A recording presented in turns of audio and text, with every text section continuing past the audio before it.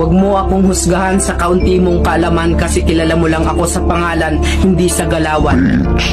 Pinanganak akong mahirap, hindi ako pinalad makapagtapos ng pag-aaral kaya binawi ko na lang sa sipag at diskarte sa buhay.